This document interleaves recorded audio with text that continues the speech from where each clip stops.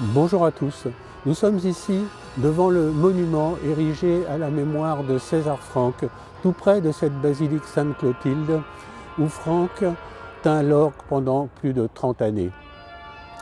À la commémoration du centenaire de la mort de Marcel Proust, j'ai voulu associer le bicentenaire de la naissance de César Franck, dont Proust fit un des inspirateurs du personnage de Vinteuil dans La Recherche, et qu'il évoqua d'ailleurs dans une lettre à Jacques de la Cretelle.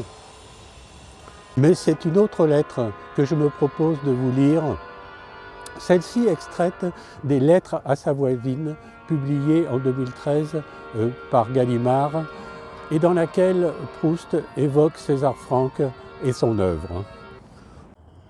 Novembre 1915. Madame, votre lettre me remplit de reconnaissance et de tristesse puisque vous semblez croire de ma part à des doutes.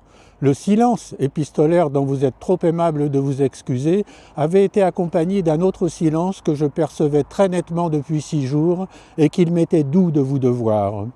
La douceur de votre présence et de votre intention s'y incarnait et je le goûtais avec gratitude. Je crains que l'arrivée inopinée ce soir à minuit de mon ami Reynaldo Hahn, qui pour la première fois depuis 15 mois revenait du front et qui est entré en bataille, ne vous ait occasionné du bruit qui aurait si mal récompensé celui que vous m'évitez. J'étais très ému de le revoir.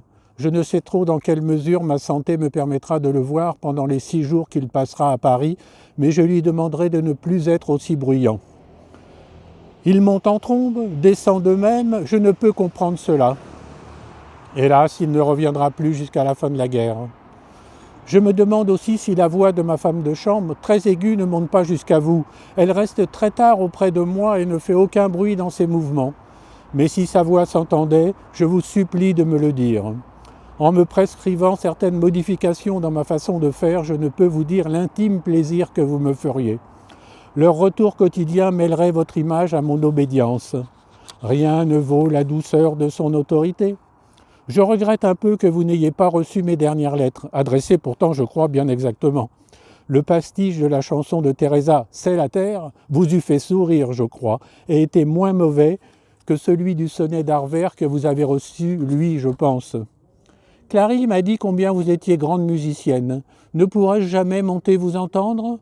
Le quatuor de Franck, les béatitudes, les quatuors de Beethoven, toute musique que j'ai du reste ici, sont l'objet de mon plus nostalgique désir. Jamais je n'ai été une seule fois assez bien pour aller les entendre. On jouait dimanche dernier les béatitudes, mais je râlais dans mon lit. Et quand par hasard un musicien vient me voir dans la soirée, je l'empêche de me faire de la musique pour que le bruit ne vous gêne pas.